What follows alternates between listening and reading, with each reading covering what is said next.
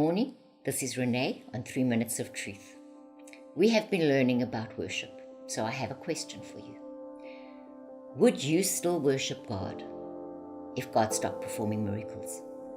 Would you still worship God if someone you loved was taken from you, or if your house burnt down, or you lost all your finances and everything you owned? Would you still worship God? Would God still be worthy of your worship? Or would you stop worshiping Him? I hope not. I hope that we would continue to worship God even through our tough times, because we should worship Him not because of what He does, but because of who He is. We should worship Him with extravagant love.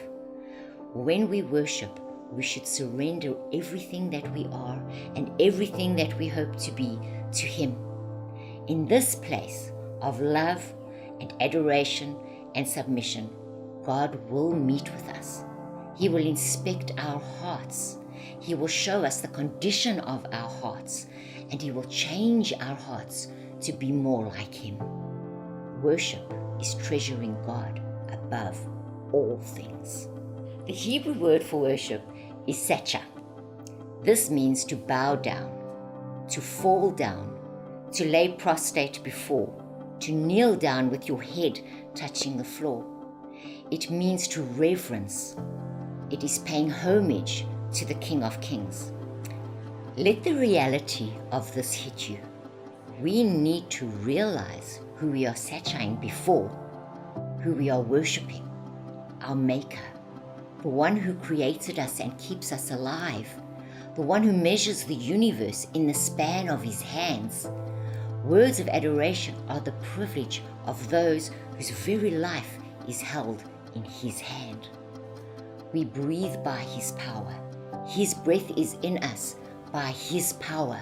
So should not every breath that is in us be used to worship the one who gave us that breath? To be able to worship Him the way He needs to be worshipped, we also need to know what the role of the Holy Spirit is in our worship. Worship draws from our hearts the adoration for the Father and the Son. The Holy Spirit will bypass our consciousness and help us to worship God at a much higher level.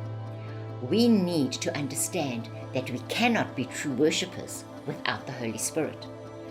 During worship, during those intimate moments with God, the communication of our spirit is guided by the Holy Spirit, because the Holy Spirit knows exactly what God the Father and God the Son need.